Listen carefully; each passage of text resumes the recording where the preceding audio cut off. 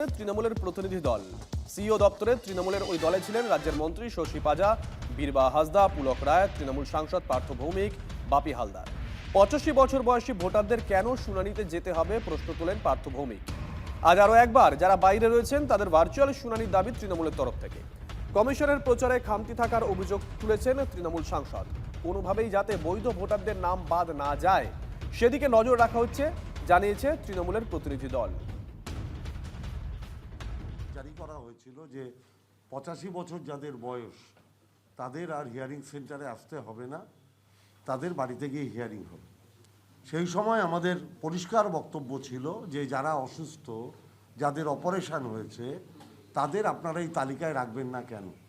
কেন কবি জয় গোস্বামীকে হিয়ারিং সেন্টারে যেতে হবে তিনি অসুস্থ হওয়া সত্ত্বেও?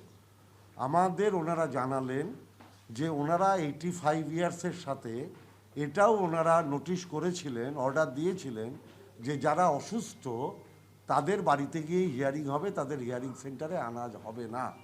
আমরা বলেছি এই স্পেসিফিক অর্ডারটা আপনাদের এইআরও লেভেলে কিংবা বিএলও লেভেলে নেই, আপনারা সেই অর্ডারটা ক্যারি আউট করুন।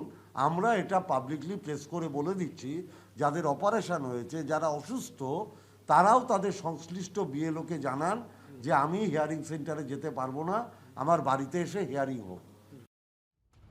টার্গেট 26।